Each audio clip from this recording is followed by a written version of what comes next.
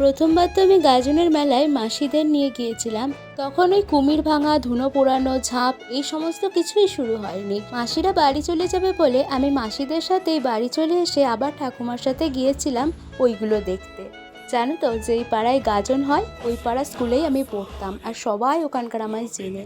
যাই হোক, জানো তো, ছোটোবেলা থেকে আমার এই কুমির ভাঙাটা দেখতে এত ভালো লাগে, এত ইন্টারেস্টিং জিনিস, তাই ছোটোবেলায় না বারবার যেতাম আর বাড়ি আসতাম, যেতাম আর বাড়ি আসতাম। এই যে দেখো, এখন কুমির ভাঙা শুরু হয়েছে। সমস্ত সন্ন্যাসীরা হনুমান, কচ্ছপ, কুমির এগুলোকে ভাঙবে আর ওদের ওপরে জল দেওয়া হবে। এইভাবেই সমস্ত সন্ন্যাসীরা মজা করে মাটি মাখামাখি করবে। যাই হোক, প্রত্যেকবার দেখি যে কুমির ভাঙাটা 6টা থেকে স্টার্ট হয়, কিন্তু এবারে অনেকটা লেটেই শুরু হয়েছিল। আর মাঝে আমি একবার বাড়ি এসেছিলাম, দিয়ে তারপর আবার বড় মাদের সাথে গিয়েছিলাম ঝাঁপ দেখতে। কুমির ভাঙা দেখতে গিয়ে দিদি আর বুনিদের সাথে দেখা হলো হঠাৎ করেই, আর তারপর প্ল্যানিং হলো নেক্সট যখন আবার ঝাঁপ দেখতে আসবো তখন একসাথে আসবো।